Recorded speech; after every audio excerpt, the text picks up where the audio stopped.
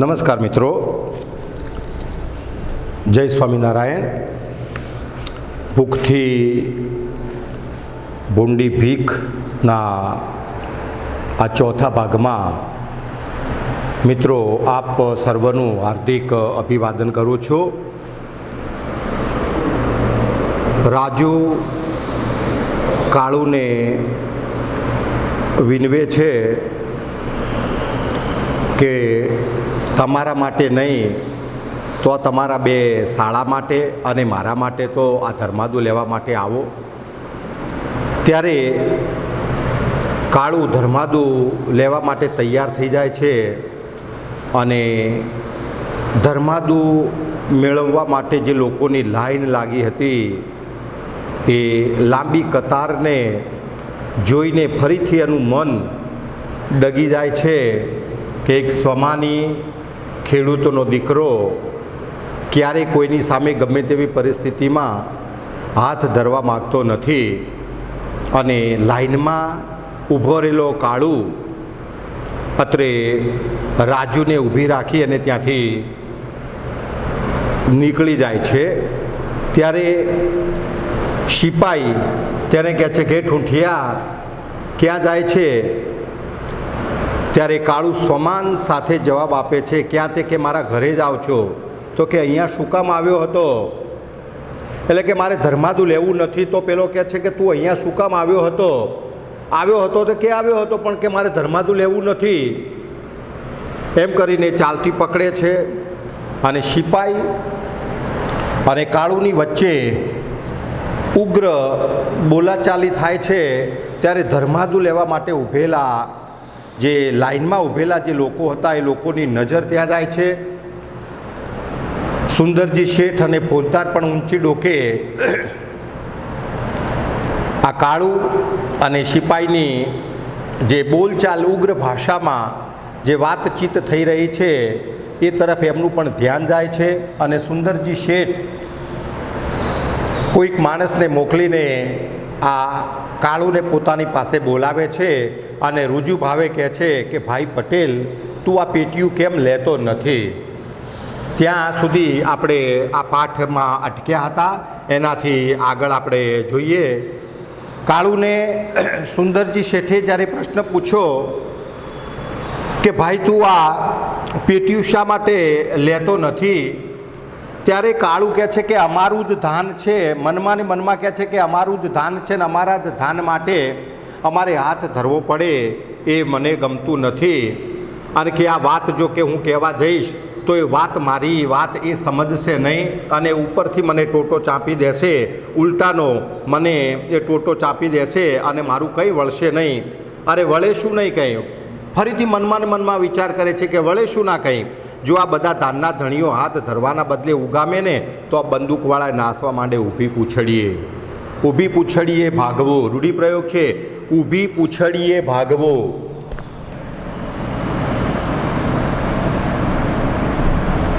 ઊભી પૂંછડીએ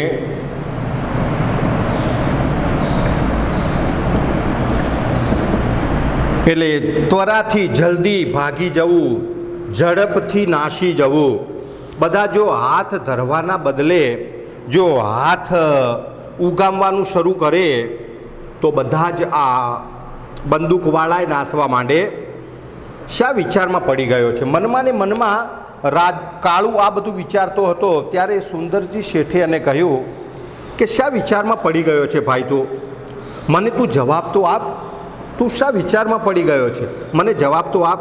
સુંદરજી શેઠના શબ્દોમાં મીઠાશ નહીં, હૈયાને સુવાળું સુવાળું લાગે એવું કંઈક ટપકતું હતું. પહેલી વખત જ્યારે કાળુનો સિપાઈ સાથે ઉગ્ર બોલાચાલીમાં જે વાતચીત થઈ ત્યારે સિપાઈની ભાષા અને આ આવડો મોટો સદાવ્રત ચલાવતા આ સુંદરજી શેઠની ભાષામાં અહીંયા કાળુને કાંઈક વિશેષતા લાગી. સુંદરજી શેઠે બહુ જ મીઠાશભર્યા શબ્દોમાં કહ્યું કે ભાઈ તું શા વિચારમાં પડી ગયો છો? મને કાંઈ જવાબ તો આપ. સુંદરજી શેઠના શબ્દોમાં મીઠાશ જ નહીં અહીંયાને સુવાળું સુવાળું લાગે એવું કંઈક ટપકતું હતું. અહીંયાને સુવાળું સુવાળું લાગે, અહીંયાને આશ્વાસન મળે એવું કંઈક ટપકતું હતું. ને તેથી જ તો કાળુની પેલી આગ ભરી આંખમાંથી ટપ ટપ કરતા આંસુ જ ખરી પડ્યા. અને આગ ભરી આંખમાંથી ટપ ટપ કરતા આંસુ ખરી પડ્યા. આગ ભરી સમાસ તૃતીયા તત્પુરુષ. તેથી જ તો કાળુની પેલી આગ ભરી આંખમાંથી ટપ ટપ કરતા આંસુ જ ખરી પડ્યા. મિત્રો, આંસુ શબ્દ છે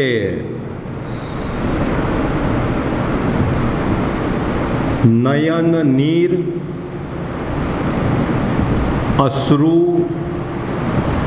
અને જળજળિયા. જળજળિયા એટલે આંસુ થાય. તેથી જ તો કાળુની પેલી આગ ભરી આંખમાંથી ટપ ટપ કરતા આંસુ જ ખરી પડ્યા. શું કહું શેઠ? અને કાળુ શેઠ સાથે વાત કરે છે. શું કહું શેઠ? છાતી સામે અમારા જ કમાયેલા ધાનના ઢગલા જોઈને અમારા કાળજા શું કહેતા હશે? હૃદયથી, હૃદયના ઊંડાણમાંથી કાળુ સુંદરજી શેઠને જવાબ આપે છે કે શું કહું શેઠ તમને, કે છાતી સામે અમારા જ કમાયેલા ધાનના ઢગલા જોઈને અમારા કાળજા શું કહેતા હશે? અમારું જ કમાયેલું આ ધાન છે, અમારું જ કમાયેલું આ અન્ન છે, અને એ અન્ન માગવા માટે અમારે હાથ ધરવો પડે ત્યારે અમારા કાળજા, અમારા હૈયા શું કહેતા હશે? અમને શેઠજી કેટલી વેદના થતી હશે? અમારા કાળજા શું કહેતા હશે? પણ હશે કહે તે પહેલાં તો ડૂસકું નીકળી પડ્યું. એમ કહેતા કહેતા સુંદરજી શેઠની આગળ કાળુનું ડૂસકું નીકળી ગયું, નીકળી પડ્યું અને ધ્રુસકે ધ્રુસકે રડી પડ્યો. વિચાર કરો મિત્રો કે કાળુ કેટલો સ્વમાની હશે, એની કેટલી જબરજસ્ત ખુમારી હશે કે એક હાથ ધરવાથી એને કેટલી માનાની જેટલું લાગતું હશે. અને એ ધ્રુસકે ધ્રુસકે રડી પડ્યો સુંદરજી શેઠની આગળ. આવડા મોટા શેઠ મહાજનોને ફોજદાર આગળ જઈ સવાલ જવાબ કરતા કાળુને જોઈને દૂર ઊભેલો પેલો નાનો બોલી ઉઠ્યો. અહીંયા નાનો મિત્રો યાદ રાખજો કે નાનો કયા પાઠમાં આવતું પાત્ર છે. આવડા મોટા શેઠ મહાજનોને ફોજદાર આગળ જઈ અને સવાલ જવાબ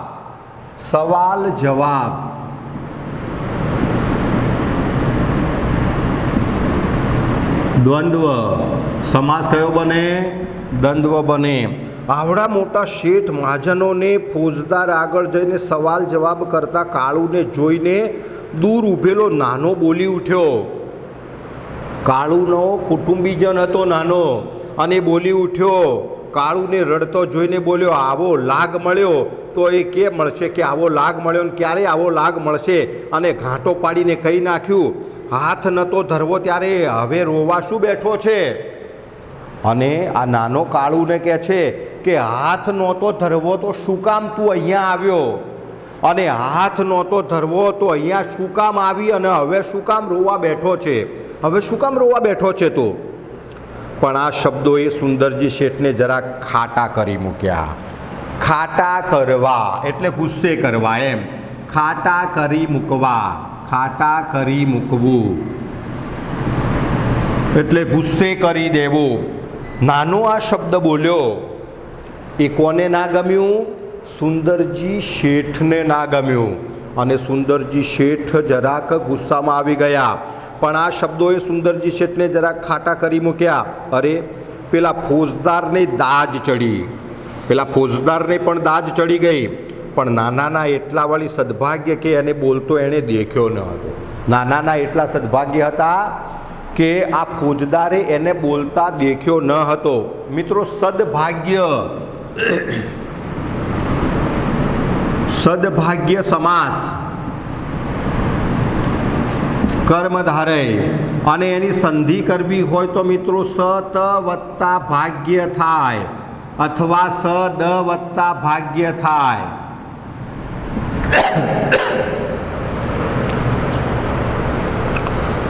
પેલા ફોજદારને દાદ ચડી, પણ નાનાના એટલા વળી સદભાગ્ય કે એને બોલતા એણે દેખ્યો ન હતો ને ત્યાં વળી સુંદરજી શેઠ બોલતા થયા, હું જાણું છું જુવાન. તમે જુઓ સુંદરજી શેઠ કેટલી રુજુ ભાષામાં, કેટલી કોમળ ભાષામાં કાળુની સાથે વાત કરે છે.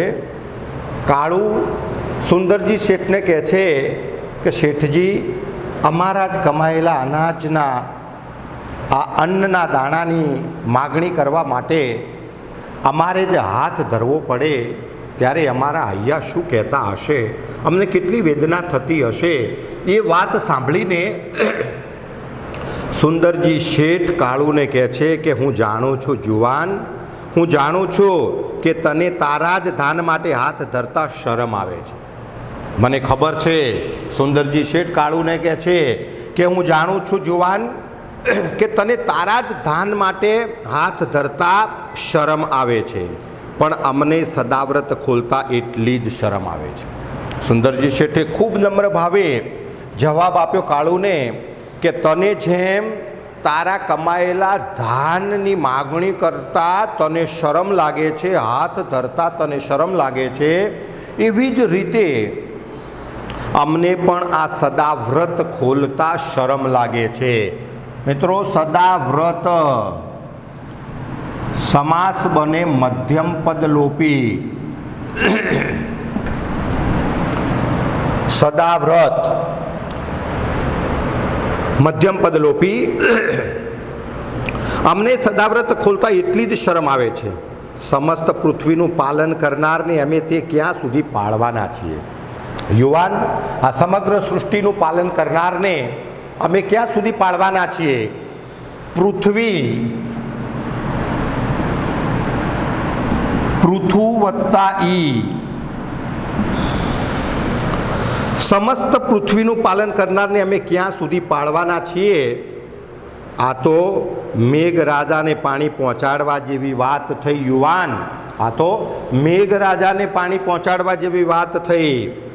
શેઠે હાસ્ય કર્યું, પણ સાવ ફીકું, અને જોરથી શ્વાસ લેતા ઉમેર્યું, જોરથી શ્વાસ લેતા ઉમેર્યું, પણ શું થાય ગાંડા, કુદરત આગળ આપણ બધા લાચાર છીએ. કુદરત આગળ આપણ બધા લાચાર છીએ. આ વાક્ય કોણ કોને કહે છે? એક માર્કમાં મિત્રો તમને પૂછાય કે કુદરત આગળ આપણ બધાય લાચાર છીએ, તો આ વાક્ય સુંદરજી શેઠ કાળુને કહે છે. પણ શું થાય ગાંડા, કુદરત આગળ આપણ બધાય લાચાર છીએ. જો તું એકવાર મારી સામે જો, અને અહીંયા સુંદરજી શેઠ કાળુને કહે છે કે હે યુવાન, તું એકવાર મારી સામે જો, મારી સામે જો તું એકવાર. કાળુએ ઊંચે જોયું, અને કાળુએ ઊંચે જોયું.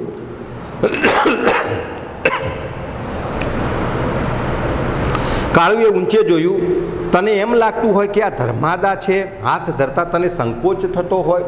તને એમ લાગે છે યુવાન કે આ ધર્માદાનું છે અને હાથ ધરતા તને સંકોચ થતો હોય. સંકોચ,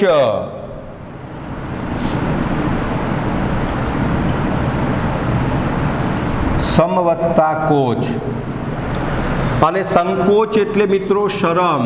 સંકોચ, તને જો શરમ લાગતી હોય, તને લાજ આવતી હોય, તો કાલથી તું આ ઓટલા ઉપર આવીને ઝાડુ મારી જજે. જે જગ્યાએ સદાવ્રત ચલાવવામાં આવી રહ્યો છે અથવા તો ધર્માદાનું વિતરણ કરવામાં આવી રહ્યું છે, એ જગ્યાએ સુંદરજી શેઠે અહીંયા કાળુને કહ્યું કે કાળુ, તને જો મફતવું લેવામાં એમ લાગતું હશે કે મફતવું મારાથી ન લેવાય, તો આવતીકાલથી તું ઓટલા ઉપર આવીને ઝાડુ મારી જજે, અહીંયા થોડુંક કામ કરી જજે, અને મુખિયાજી પાસેથી ગાદી તકિયા માગીને અહીં પાથરી દેજે, એટલે તને કામ કર્યાના બદલામાં આ મળશે, એટલે તને કંઈ પણ પ્રકારનો સંકોચ થશે નહીં. તમે જુઓ સુંદરજી શેઠની કેટલી મહાનતા છે કે એક સ્વમાની કાળુ જેવો ખેડૂત દીકરો અત્યારે ધર્માદુ લેવા માટેની ના પાડે છે, મફતું લેવા માટેની ના પાડે છે, ત્યારે એને નાનકડું કામ આપી અને કામના બદલામાં એને મેળવવાનું છે એ વાતથી એને વિદિત કરે છે. મુખિયાજી પાસેથી ગાદી તકિયા ગાદી તકિયા. કયો સમાસ બને? દ્વંદ્વ. અહીંયા સદાવ્રતનો વિગ્રહ મિત્રો તમે ખબર છે ને તમને, અહીંયા શબ્દ શો માટે એક શબ્દમાં પણ પૂછાય. હંમેશા ચલાવવામાં આવતું વ્રત. હંમેશા ચલાવવામાં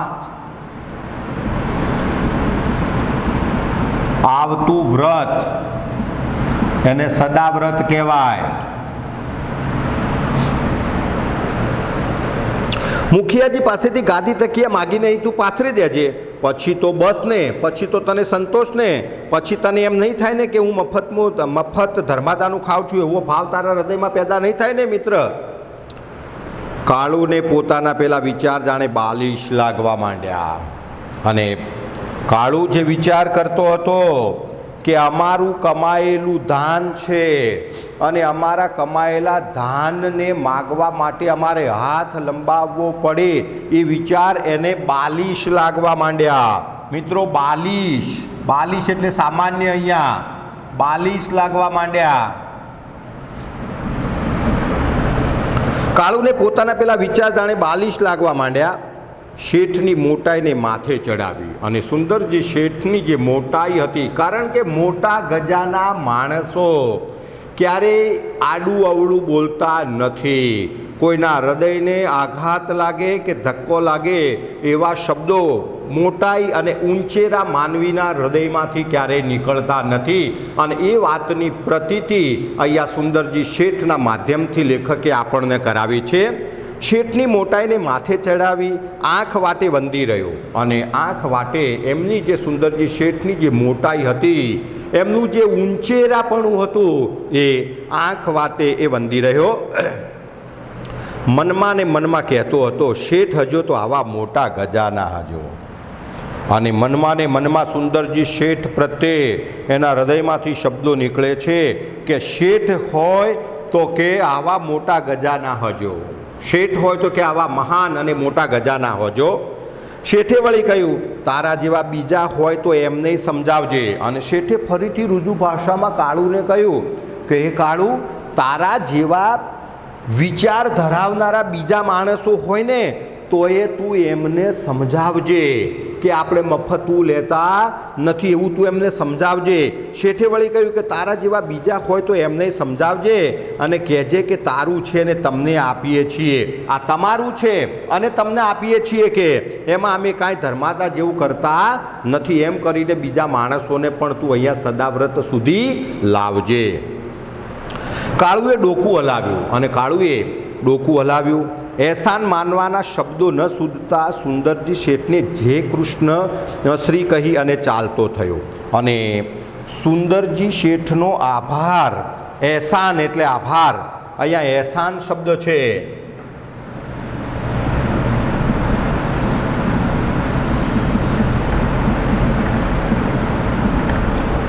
આભાર માનવાના શબ્દો ન સૂઝતા સુંદરજી શેઠને જય શ્રી કૃષ્ણ કહીને ચાલતો થયો.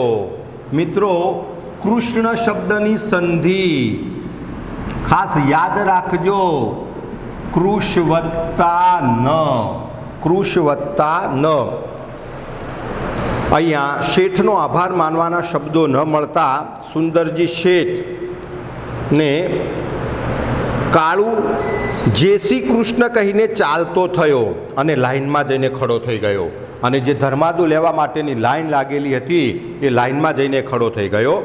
અમારું છે ને અમારે લેવું છે. એના મનમાં એક વિચાર આવ્યો કે અમારું છે અને અમારે લેવાનું છે. મારું એ આમાં હશે જ તો ને, અનાજનો જે ઢગલો છે એમાં મારું એ હશે જ તો ને.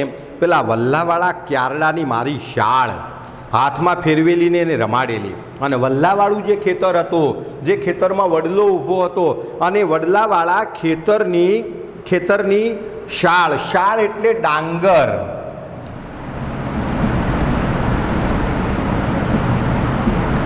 મિત્રો શાળ ઉપરથી અહીંયા સા લ શબ્દ બન્યો અને અહીંયા આ શા લ શબ્દ બન્યો. તો અહીંયા સસલાનો સ હોય તો સાલ એટલે વર્ષ થાય, અને આ સા લ એટલે એક વસ્ત્ર થાય, એક વસ્ત્ર થાય. શબ્દભેદમાં આપણી સામે આ 1 માર્કનું આવી શકે છે. કાળું કહે છે કે મારા પેલા વલ્લાવાળા ક્યારડાની મારા ખેતરની શાળ હશે અને મેં રમાડેલી એ દાણે દાણા હું બતાવી શકું, એ શાળના ચોખા ઓળખી કાઢું, વીણી દેખાડું કાં તો, અને હું પણ મારા ખેતરમાં પાકેલા અનાજને ઓળખી શકું એમ છું. એમ કરીને પોતાનો જે આત્મવિશ્વાસ હતો એ આત્મવિશ્વાસને એણે વધાર્યો. સિપાઈને તો કોણ જાણે કેમ પણ કાળું જાણે આંખનો પાટો અને તે જાણે મરચાનો હતો. આ સિપાઈ અને કાળુની વચ્ચે બોલાચાલી થઈ હતી. એટલે આજે સુંદરજી શેઠે કાળુની સાથે બહુ સૌમ્ય વ્યવહાર કર્યો અને આ વ્યવહાર જોઈને સિપાઈને ગમતું નથી. એટલે સિપાઈને તો કોણ જાણે કેમ આ કાળું જાણે આંખનો પાટો અને તે પણ જાણે મરચાનો હતો. એનો આંખનો પાટો એના માટે આજે આમ કાળું જે છે એ કાળું જાણે દુઃખનું કારણ બન્યો છે. કારણ કે સુંદરજી શેઠે એની સાથે ખૂબ માનવતાયુક્ત વ્યવહાર કર્યો છે અને માનવતાયુક્ત વ્યવહાર સુંદરજી શેઠનો આ ઉત્તમ વ્યવહાર જોઈને આજે આ સિપાઈને કાળું પ્રત્યે ગુસ્સો આવ્યો છે કે સિપાઈને તો કોણ જાણે કેમ પણ કાળું જાણે આંખનો પાટો અને તે જાણે મરચાનો હતો. પણ ફોજદાર જેને સલામ ભરતા હતા એવા ખુદ શેઠની જેના ઉપર મહેરબાની ઉતરી હતી અને ફોજદાર જેને સલામ ભરતા હતા એવા ખુદ સુંદરજી શેઠની મહેરબાની આજે કાળુ ઉપર ઉતરી હતી. એટલે સિપાઈ હવે કાળુનું કશું કાંઈ બગાડી શકે તેમ હતો નહીં. સિપાઈ હવે કાળુને કશું કાંઈ કહી શકે તેમ હતો નહીં. આજે કોણ જાણે કેમ આ કાળુ આંખનો પાટો બની ગયો હતો. આંખનો પાટો બનવું, આંખનો પાટો બનવું, આંખનો રૂઢિપ્રયોગ છે, આંખનો પાટો બનવું તો અપ્રિય બનવું, અપ્રિય બની ગયો હતો. પણ ફોજદાર જેને સલામ ભરતા હતા એવા ખુદ શેઠની જેના પર મહેરબાની ઉતરી હતી. અરે મોઢા મોઢ એનાથી વાતો કરી અને મોઢા મોઢ એનાથી વાતો કરી. મોઢા મોઢ દ્વંદ્વ સમાસ બને. મોઢા મોઢ એનાથી વાતો કરી પછી એને કરી પણ શું શકાય. અને સુંદરજી શેઠે અને કાળુએ મોઢો મોઢ વાતો કરી. એટલે સિપાઈ કહે છે કે હવે કાળુનું હું કરી પણ શું શકું, કાળુનું હવે હું બગાડી પણ શું શકું. અને એ લોકો કાળુ ઉપરની દાદ બીજા ઉપર ઉતારી રહ્યા હતા. અને આ સિપાઈ કાળુ ઉપર જે ગુસ્સો આવ્યો હતો એ કાળુ ઉપર આવેલો જે ગુસ્સો હતો એ ગુસ્સો બીજા જે લાઈનમાં ઊભેલા લોકો હતા એના ઉપર ઉતારી રહ્યા હતા. અને કહેતો હતો સિપાઈ કે પાલનહાર જોયા હોય તો બરાબર હારમાં ઊભો રહે. અને પોતાને ચડેલો જે ગુસ્સો હતો એ ગુસ્સો બીજા ઉપર ઉતારીને કહેતો હતો કે ના જોયા હોય મોટા પાલનહાર તો બરાબર ઊભો રહે લાઈનમાં, નહીંતર ઠોકી દઈશ દંડો. અને દોડ પાછળ ખીચડી ફાટેલા ધોતિયાની ફડકમાં લઈને રવાના થતાં કાળુને હસવું આવ્યું. અને કાળુ આ સદાવ્રતમાંથી દોડ પાછળ ખીચડી ફાટેલા ધોતિયાની જે ફડક ટુકડો ફાટેલા ધોતિયાની જે ફડકમાં લઈને રવાના થતાં કાળુને જરાય હસવું આવ્યું. આ તો બાવાના બે બગડ્યા, બાવાના બે બગડવા કહેવતનો અર્થ આપો. બાવાના બે બગડવા એટલે બંને બાજુથી નિષ્ફળ જવું, બંને બાજુથી નિષ્ફળ જવું. તો અત્યારે આ દોડ પાછળ ખીચડી ફાટેલા ધોતિયાની ફડકમાં, ફાટેલા ધોતિયાના છેડામાં બાંધીને લઈને જતો હતો. ત્યાં એને મનોમન હસવું આવ્યું અને મનોમન કહેવા માંડ્યો કે બાવાના બે બગડ્યા. અહીંયા માની લો કે મિત્રો આ તો બાવાના બે બગડ્યા, બાવાના બે બગડ્યા. તમને કહેવતનો અર્થ આપો એવું ના પૂછાય અને તમને અલંકાર પૂછાય તો કયો અલંકાર બને? વર્ણ સગાય, વર્ણાનુપ્રાસ કે અનુપ્રાસ. આ તો બાવાના બે બગડ્યા એના જેવો ખેલ થયો. ટેકે ખોયો અને જીવ પણ ખોવાનો. ટેક કોઈની પાસે ન માગવા માટેની જે ટેક હતી, પ્રતિજ્ઞા હતી, એ પ્રતિજ્ઞા પણ ખોઈ અને જીવ પણ જવાનો. એટલે આ તો બહુ નાજુક સ્થિતિ બની. અને દોડ પાછળ ખીચડી પ્રાપ્ત કર્યા પછી આજે કાળુને અહેસાસ થયો કે આ તો બાવાના બે બગડ્યા જેવી સ્થિતિ થઈ છે. તો મિત્રો આપણે આટલે અટકીએ છીએ અને નેક્સ્ટ લેક્ચરમાં જ્યારે મળીએ છીએ ત્યારે બાકી રહેલો પાઠ આપણે ભણીશું. Thank you very much. જય સ્વામિનારાયણ.